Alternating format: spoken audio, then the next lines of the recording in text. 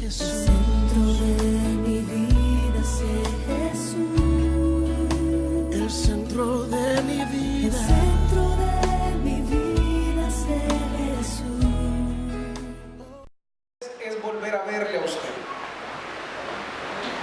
¿Sabe por qué? Porque el domingo todo el mundo decimos amén, yo arrebato esa palabra para mí, pero el miércoles, que es un estudio bíblico, que es una palabra mucho más confrontadora, pocos son los que regresan a veces por esta palabra. Y no, mejor yo voy el domingo. No, lo que pasa es que además cuando me preguntan el miércoles, pastor, ¿y ahora de qué va a predicar? No, pastor, ahora va a haber vara. Siempre me preguntan eso, pero ¿sabe qué? El miércoles le forma o le prepara para lo que Dios tiene para el domingo para usted. Así es que trate de no perderse ni miércoles ni domingo, y si algún día no viene, ahora en las redes sociales usted puede ver los videos en YouTube. Pídale a la gente de comunicaciones, hermano Guy, hermano Gerson, que le digan cómo buscarlo, o que ellos se lo envíen a su WhatsApp, a su correo o a su Facebook, para que usted no se lo pueda perder. Las enseñanzas de los miércoles, estoy consciente que no son palabras muy suaves a veces, o lo que quisiéramos escuchar, pero es lo que necesitamos escuchar. Y hoy voy a tratar en estos 20, 25 minutos, no sé cuánto me van a dar ahora, voy a tratar de hablar de un tema muy importante para la vida del cristiano, porque en el mundo entero la iglesia está teniendo una tendencia a una desviación, está teniendo una tendencia a unas falsas creencias o falsas enseñanzas. Yo quiero decirle algo: el Rema no es la mejor iglesia, pero es una iglesia con la doctrina correcta. Tal vez no seamos la mejor iglesia que usted haya conocido o usted vaya a conocer, pero es una iglesia que nunca le hablará nada más que no sea la verdad del Evangelio. Entonces, ¿por qué estoy introduciendo el mensaje de esta forma? Porque hoy hay un evangelio que es una estafa, es un engaño, es una mentira. Y mira, a veces nosotros también cometemos errores cuando evangelizamos, porque yo le he dicho muchas veces, a veces le decimos a la gente: mire, si usted viene a la iglesia, si usted va a la iglesia, si usted acepta a Cristo, todo el dinero que usted necesita, el Señor se lo va a dar. Mire, si usted viene a Cristo, Dios le va a sanar. Mire, si usted viene al Señor, le aseguro que su problema se va a solucionar rapidísimo, y eso no es necesariamente correcto, no es necesariamente así. El venir a Cristo no es como lo pintan, que es la solución a todos los problemas. No es la isla de la fantasía el Señor, tampoco Cristo es el Aladino de la lámpara maravillosa. Es simplemente que cuando viene a la iglesia, cuando conoce a un Cristo, la carga en la cual antes estaba solo o sola y que no podía soportar, con la ayuda de Dios, hoy se puede soportar. Y si tenemos un carácter de cristiano y una madurez de hijo de Dios, entonces la prueba va a pasar. Pero muchas veces hay gente que viene con la esperanza puesta en el milagro y no en el Cristo de los milagros, y se va porque nada más trabajó, nada más se congregó, nada más siguió al Señor por un objetivo o por la misma creación, pero no por ser el creador de todas las cosas. Entonces, el principio del evangelismo es mostrar a un Cristo y no los beneficios de un Cristo. Hoy en día hay una desviación del evangelio donde la gente no hoy necesariamente, sino esto viene desde mucho antes, y lo vamos a ver a la luz de la palabra, que la gente trataba de engañar a otros con un evangelio diferente al de Jesús. Por eso usted sabía que hubieron muchos profetas como Jesús, hubieron muchos que también hicieron milagros, hubieron muchos profetas como Jesús que la gente los confundía y pensaban que era el Mesías. Por eso decían: este es otro. Si usted le pregunta a un judío ortodoxo o a un judío que no sea mesiánico hoy en día quién era Jesús, y le va a decir: fue otro profeta. Y eso es todo, porque hay evangelios paralelos que tratan de engañarnos y de confundirnos con el verdadero Jesús. Veamos qué dice Hechos 20, verso 28. Rápido, vaya a su Biblia. Miércoles usted no puede dejar de traer su Biblia, bueno, no, pero hoy especialmente Hechos 20, 28. No le voy a decir que levante su Biblia, pero yo sé que ahí la tiene. Dígale al hermano que está en la par, trae Biblia, hombre. Tiene pena, dígale. A la playa venía. Hechos 20, 28. ¿Lo tiene? Amén. Dice la palabra: por tanto, mirad por vosotros y por todo el rebaño en que el Espíritu Santo os ha puesto por obispos, para apacentar la iglesia del Señor, la cual Él ganó por su propia sangre. Porque yo sé que después de mi partida entrarán en medio de vosotros lobos rapaces, que no perdonarán al rebaño. Y de vosotros mismos se levantarán hombres que hablen cosas perversas para arrastrar tras sí a los discípulos. Oiga, el apóstol Pablo estaba hablando a la iglesia de Éfeso. Estaba diciendo: ¿sabe qué? Yo sé que esta es mi última visita a la iglesia. Yo sé que esta es la última vez que yo puedo darles un mensaje. Pero me es necesario decirles que va a venir una tendencia, va a venir un engaño a la iglesia, donde van a traer un evangelio paralelo, un evangelio similar, un evangelio semejante al de Cristo, mas no va a ser el de Cristo. Además, les dijo, van a haber entre ustedes algunos que se levanten con palabras que no sean de parte del Señor, sino que hablen cosas de hombres, hablen cosas de humanidad para arrastrar tras sí a los discípulos. Quiero comenzar este mensaje diciéndole que siempre habrá alguien que trate de manipular la mente del cristiano. Siempre habrá alguien que trate de llevarlo por el lado místico. Hoy en día, uno de los mayores engaños de la iglesia es mostrarles un movimiento místico, obviando lo que es realmente la esencia del Espíritu Santo y presentando un falso Espíritu Santo que necesariamente debe de sentirse algo y no debe de discernirse algo a la luz de la palabra. Hoy en día nos están enseñando que si no tembló, que si no saltó, que si no sintió, no estaba Dios en ese lugar.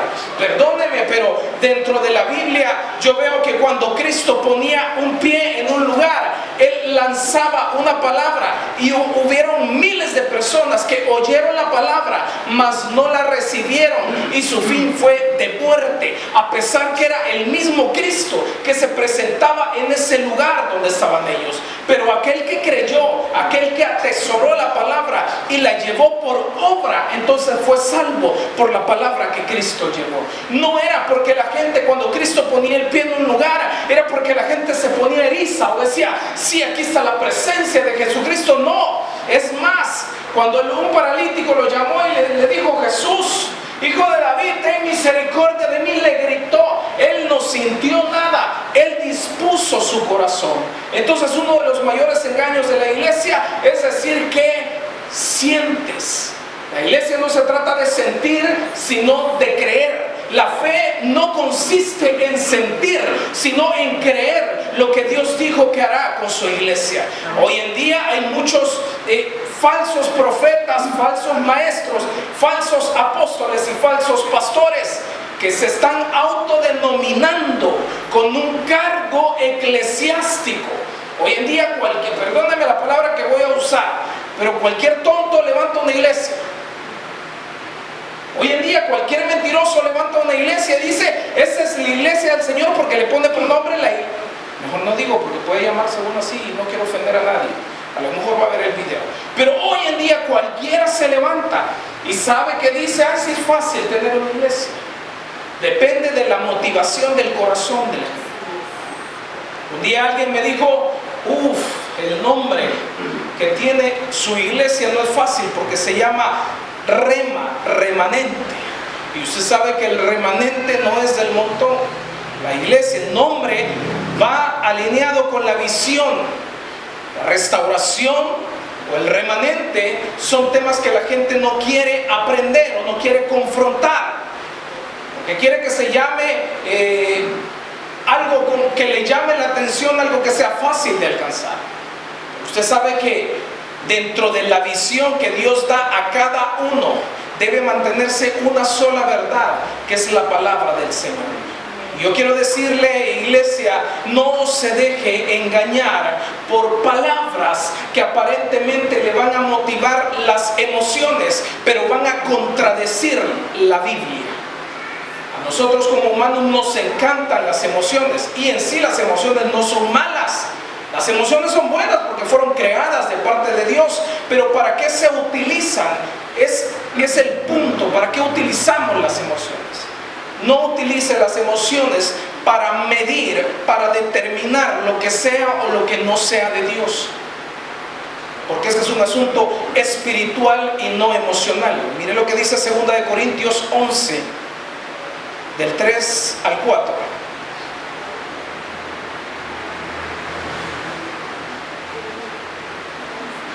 Amén.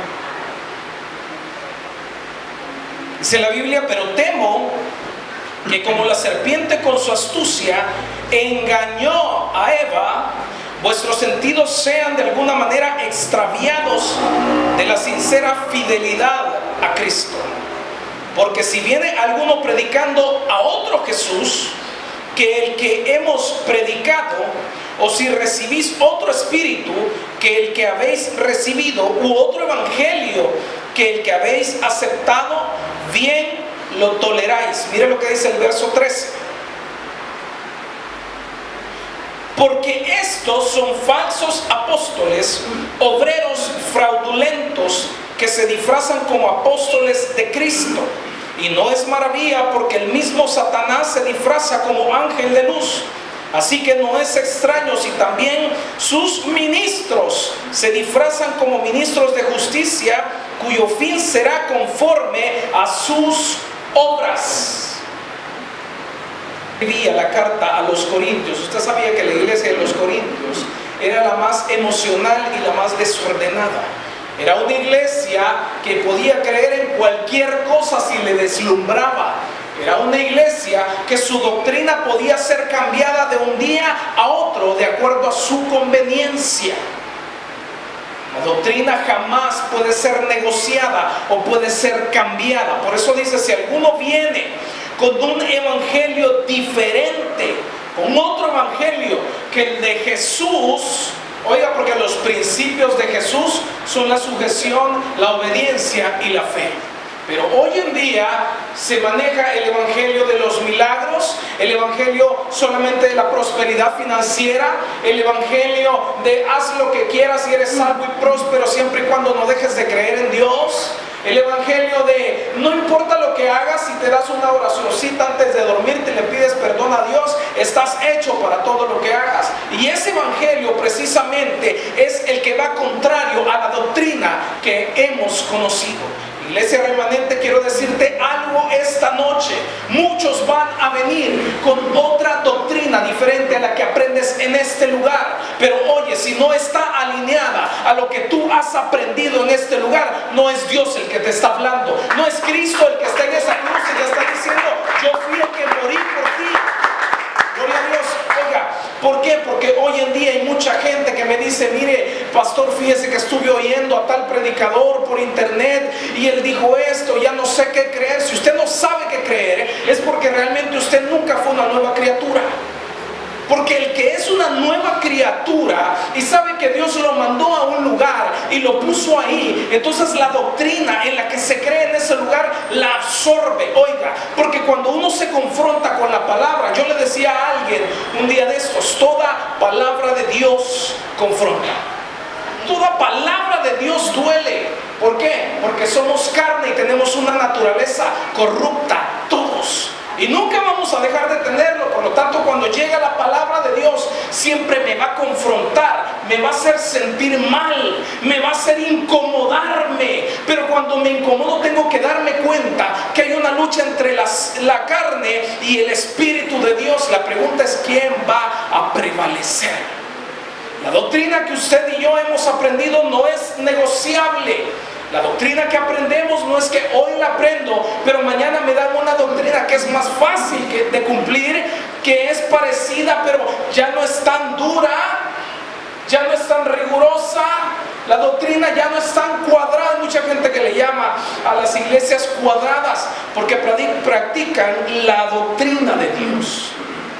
Yo le voy a decir algo: Cristo jamás le dijo a la gente: ven, ¿no te gusta lo que predico? No, entonces dime, ¿de qué quieres que predique? ¿De qué te gustaría que yo predique?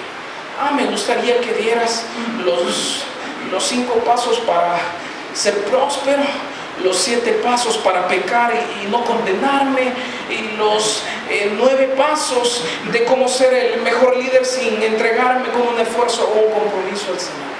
Si el Señor hubiera preguntado a la gente de qué quería que predicara, le aseguro que jamás hubiera quedado bien con alguien, porque lo que satisfacía a uno, el otro se resentía porque no era lo que precisamente quería escuchar. Entonces, dentro de toda la doctrina del Evangelio, siempre va a haber alguien en su lugar de trabajo, en su círculo de amigos, en su familia, en cualquier lugar donde usted esté, que quiera contradecir lo que usted ha aprendido. Y porque no va a faltar también cuando le toque la puerta: sí, dígame, mire, le traemos el verdadero evangelio, nos da 5 minutos de su vida. Y sabe que hay gente.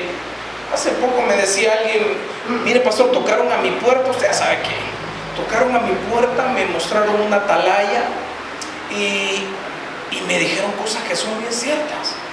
Ahora ya no sé qué creer, pastor, porque con la Biblia me dijeron. Claro, ¿sabe por qué? Porque el evangelio que no es de Cristo es el que se basa en versos bíblicos fuera de contexto y manipulando la emoción de la gente. Cuando usted sienta que el evangelio que le están presentando o el versículo bíblico que le están presentando no tenga un contexto, no tenga un exégesis, no tenga un estudio, sino solo se lo da emocional. Por ejemplo, hay gente que está pasando un proceso difícil por consecuencia de sus faltas, de sus pecados o de sus desobediencias. Y cualquiera se le va a acercar y le va a decir: pero el amor y la misericordia de Dios, le aseguro que si usted ora hoy en la noche, mañana el Señor va a hacer grandes cosas. Eso es mentira. Eso es mentira. Muchas veces los lugares, yo ayer en el seminario para líderes y servidores, yo hablaba acerca de los momentos de oscuridad o de los momentos de desierto. Es imposible llegar a un Canaán sin un desierto. Es imposible la tierra prometida sin un proceso.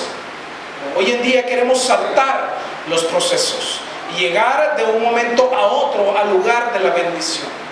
Y eso no es así, pero lamentablemente hay falsos apóstoles, obreros fraudulentos también, que lo que van a tratar de hacer es decirle: esa doctrina no es de Dios. Yo le voy a explicar realmente qué es lo que quiere decir contextualmente la palabra. Siempre va a haber alguien que va a tratar de jugarle la vuelta con el evangelio o la sana doctrina que usted ha aprendido.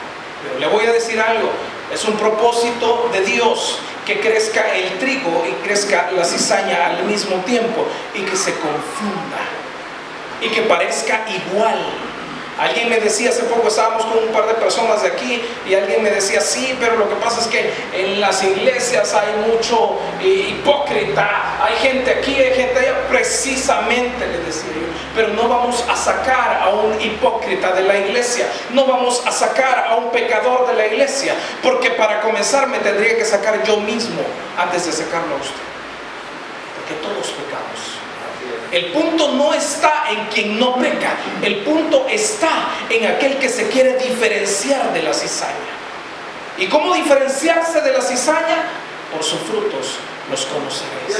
¿Sabe qué? El que no permanece en una sola doctrina siempre va a estar brincando de lugar en lugar, no necesariamente un lugar físico, ni necesariamente de iglesia en iglesia, aunque hay mucha gente que anda de iglesia en iglesia.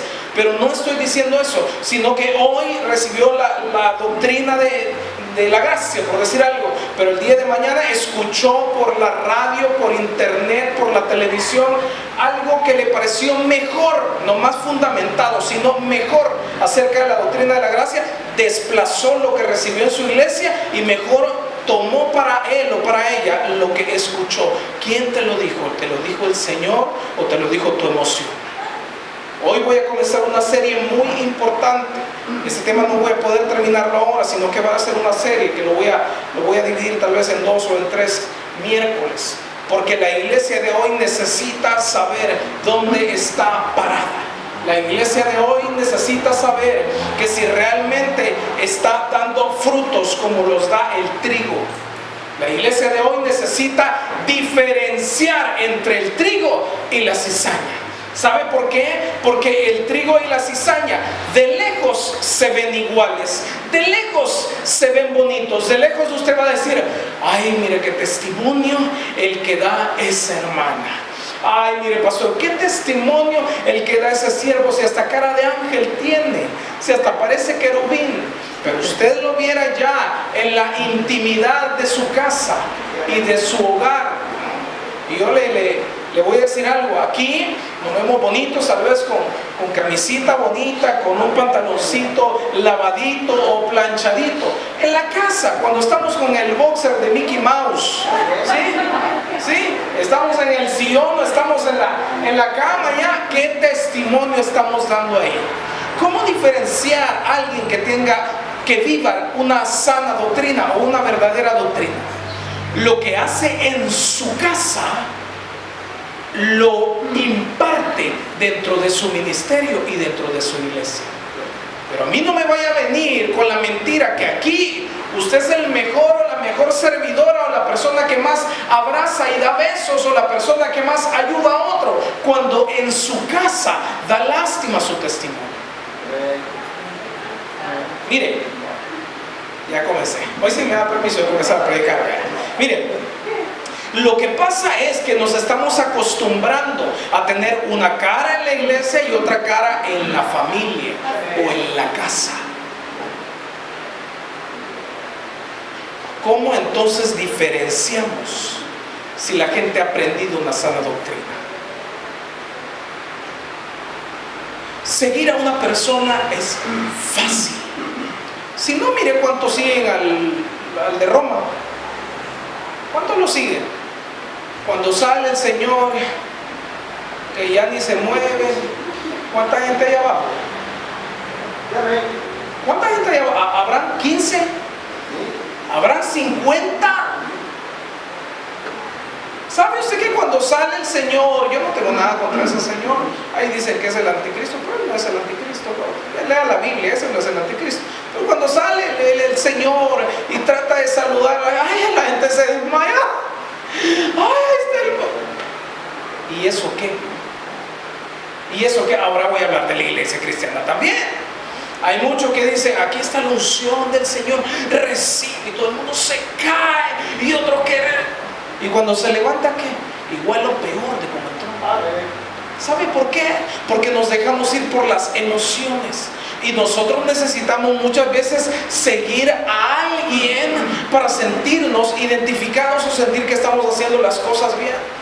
Hace poco yo veía un documental en un canal de televisión de una historia cierta, no me recuerdo el nombre de este tipo, pero él hizo una iglesia, realmente era una secta, pero él hizo una iglesia donde congregó un montón de gente, pero millares de gente. Para no hacerle largo el cuento, él armaba a la gente.